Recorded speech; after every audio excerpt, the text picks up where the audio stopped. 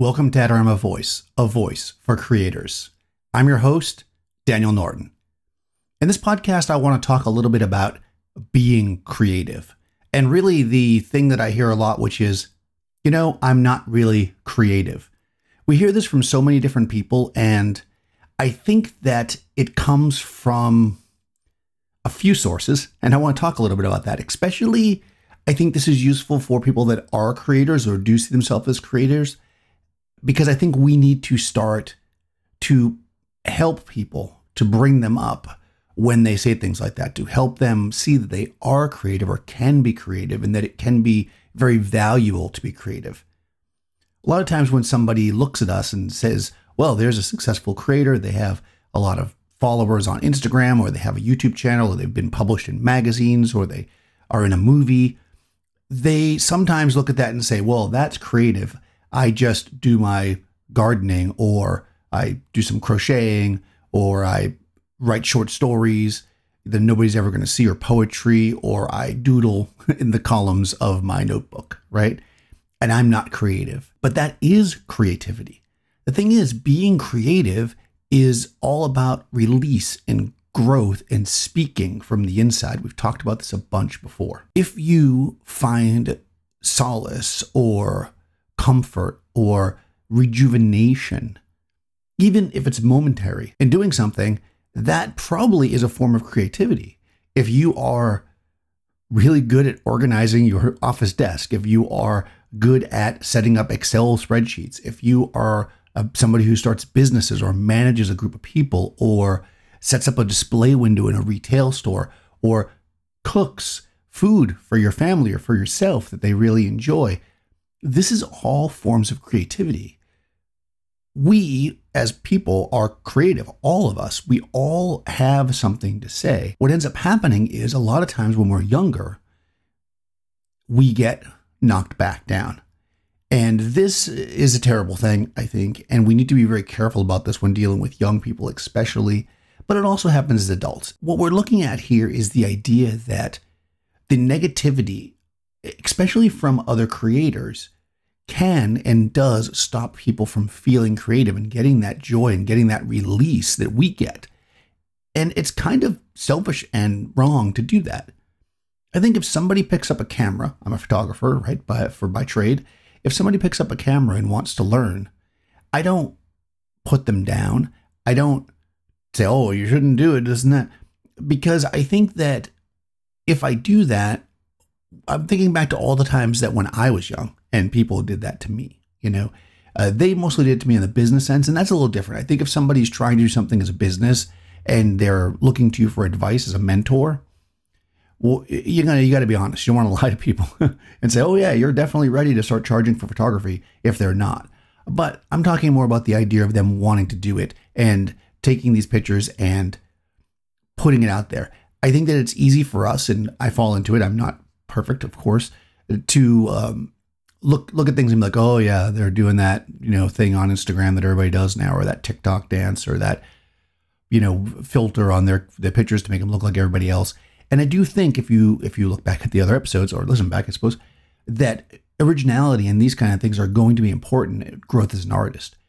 But sometimes we got to start where we got to start, right? And if somebody is starting by repeating what they see or doing what's trendy or something that you don't really like, or it's not really your style, you don't want to discourage them. You can help them by showing them the positives of the way that you think is the right way to go. But insulting or putting down their way of doing it is just not going to be helpful at all. And we have to remember that not everybody wants to do this for a living, not even for a part-time business, not even really to show people. Some people just like to do it. I've mentioned this before, the song by Harry Chapin, if you haven't listened to it yet, spoilers, about Mr. Tanner, is basically about a guy that is a good singer. He sings, and all his friends are like, you need to be doing this professionally. And he does it. He puts everything into it. He finally takes that leap and then is unsuccessful. And this can be incredibly crushing. So too much positivity or too much pushing can also be negative. What we want to do is support people without insisting on any kind of an action to move forward, nor stop them from doing the thing they're doing. If they're doodling in the the corners of their notebook, let them doodle, let them enjoy it, and enjoy that they're creating that thing, and give them some compliments, give them, some praise for doing, oh, that's really cool. You like to draw. Oh, that's really cool. You take pictures with your phone, whatever.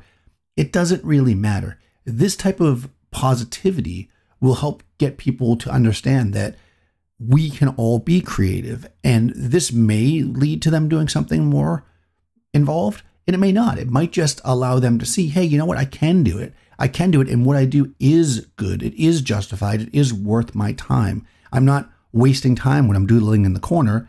I'm using it as a form of meditation or as a way to release something and to get out. Sometimes it can help you. This is very classic of teachers, right? You not to say that all teachers do this, but you think about this as like, why are you just doodling and not doing your work? Why are you doing this? And again, this is not something we want to do. So as mentors and teachers, we want to be careful that we're not putting people down or stopping them from being creative so they don't feel like that's something they can do. So I want to talk a little bit about this. This is something that is not directly related to this, but kind of is, and maybe we'll make a whole podcast about this one, but the idea of talent. So I think another reason why people say I'm not creative is because they don't necessarily have a lot of what we would call natural talent. There's some people that just take to something very quickly. They sit down at an instrument, they're playing a song almost immediately. They grab a paintbrush, they're painting something that looks like what they're trying to create almost immediately. And these people, at least at the beginning, seem like they've got it all, right? They're so natural at it. But the thing is that those that are truly successful as far as commercially and that stick with it generally are the ones that maybe doesn't have that up front, but do the work, right? There's this idea of doing the work. And this is where I'm kind of coming from. If somebody is constantly put down and thinking they're not creative, they're not going to take the time to do the work to get to the next level, right? So if they're doodling in the corner of their notebook and they really love to draw, if you're constantly looking at them being like, why are you wasting your time doodling, and not giving them the support, then they'll never take it to the next level and get better at it and download a program onto their iPad where they can draw stuff, or onto their computer, or get a big sketchbook and some charcoals, or take a class in it, or just start experimenting and doing more. They're not going to do that because they're going to feel like, well, this is just a doodle. It's not me being creative. If somebody's taking lots of pictures with their phone and you're just like, oh yeah, you're putting filters on it on Instagram, oh, you're not a photographer, then they're never going to get to the point where they'll understand why it might be important to be able to get it right in the camera, or know how the mechanics or, technology of a camera works that can give them the best idea, or how lighting might be important.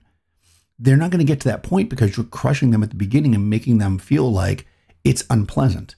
Now, going back to other things I said before, sometimes they might do it to prove you wrong, which is pretty cool. But a lot of people aren't going to do that. Most people tend to retreat back and go with the flow.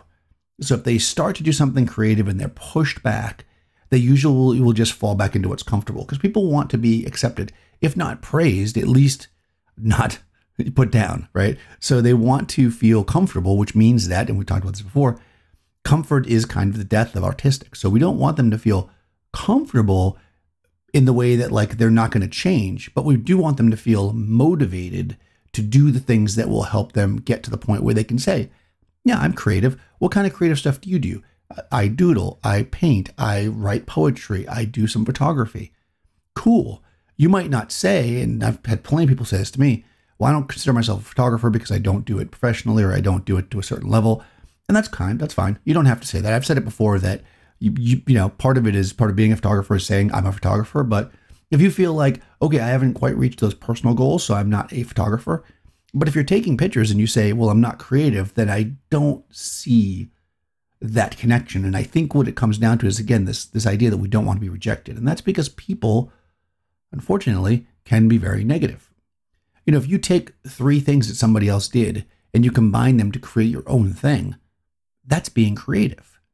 If you figure out the shortest way to get to your office by cutting down this extra block, that's being creative.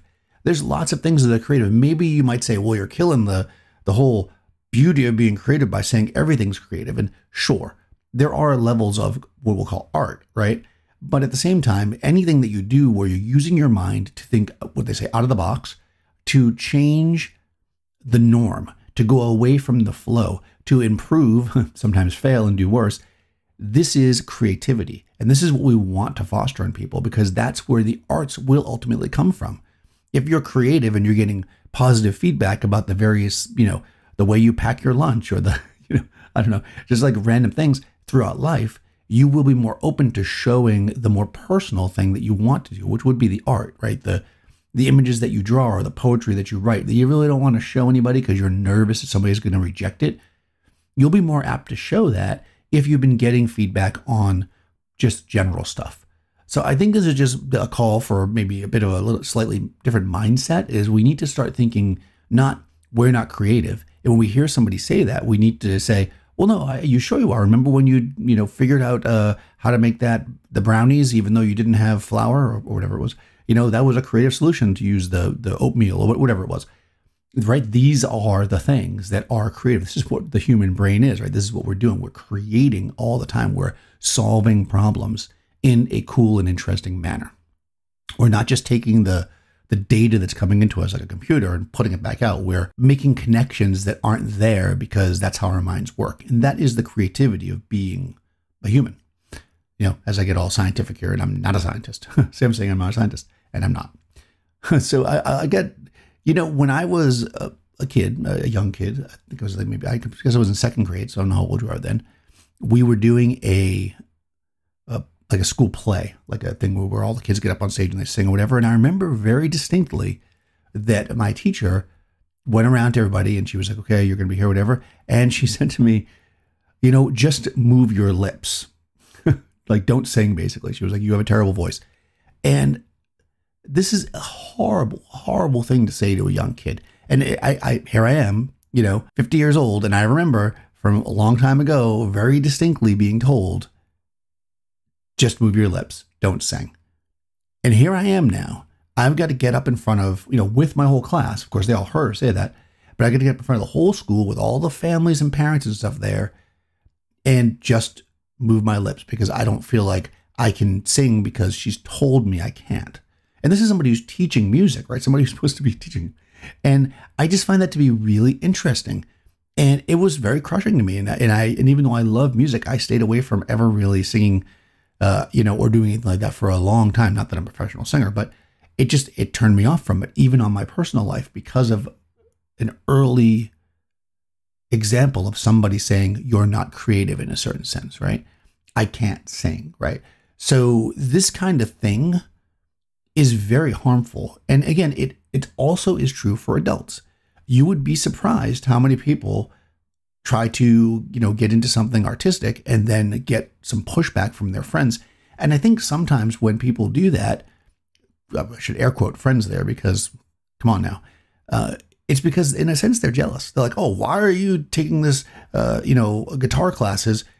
You work all day and then, shouldn't you just go home and do your taxes or, whatever people do, watch primetime TV? No, if you want to learn to play the guitar, if you want to be expressive, you should do that. You shouldn't worry about if you're not good at it right away. You shouldn't worry about if people are going to be like, why is somebody who's in their 40s now taking up an instrument when they should be, I don't know what people in their 40s would do. normal people in their 40s, as they would say, normal, right? Air quoting. So, I think that this is super important. Kind of on the other end of it, once I did gain that support, when I was in high school, I had an amazing photo teacher, Mrs. Prince, who drank a lot of tab. So anyways, there was only like a photo 1 and 2 course. They were each half a year. And I think I took them into sophomore. She basically created for me every single semester throughout all of high school, additional photo classes that I could take because she saw that I was really into it. I really wanted to do photography. And when people said to me, my parents and such, and they were like, you can't do photography. It's not a job, it's not a job. It's a hobby, blah, blah. You shouldn't go to college for it because I really wanted to go to college for it. She went to bat for me, and I will always remember that my parents went to the conference with her and I was like so nervous and they came back and they said, okay, let's start, looking at photography schools because, this teacher has said you are serious. And, even though I was saying, oh yeah, I'm doing this, they didn't see the passion because maybe at that point in my life, I wasn't projecting to the public all that I had to say about photography. I was keeping it to a small group, a safe group. In this case, my photo class, a handful of students who she was also, because she was running the class, she had a few other students in there. And basically this small group that gave me support allowed me to grow and to finally go to school and do photography. And when my professors in college were kind of crappy to me because they were fine art professors and I wanted to do fashion, which they hated, that's a whole other story. I had the stamina to hold up to it. And I remember that when I very first moved, I quit my job. I moved to Florida to be a photographer. I had read all books about doing it, which would be the equivalent of watching YouTube videos now, how to start a business. And I went down to like the premier modeling agency in South Beach. And I got an appointment and I walked in and I showed him my portfolio. And the guy, like, he touched it as if like, I don't know, like somebody had like, it was dirty, flipped the pages really quickly, looked at me and said, "You just wasted my time." And then got up and walked out and left me in the room by myself. If I hadn't had the support early on that told me I was creative, that told me I was good, that gave me the confidence to move forward, that would have crushed me. Instead, it made me work hard to create the right kind of images, to actually end up shooting for bigger agencies than that one. And when they came to me later, when I was shooting magazine editorials to put their girls in the magazines, I still did, because I don't hold a grudge. And the reality is that that helped me. It helped me because it gave me a slap in the face. But if that had been an early person, if I had gone to my photo teacher and said, "Hey, I took the 2 semesters of photo, I want to continue," and then she looked at my work and said, "No, you're just going to waste my time," then that I may never have been a photographer. But because she said, "If you really want to do it, if you're passionate about it, I will create these extra classes that you can do, and that way you can continue to grow and work as a photographer and get better." So what we want to do is recognize when people are showing creativity, and we want to give them the support. This is super important, and I know that I'm mostly referencing young people, but the reality is it happens earlier.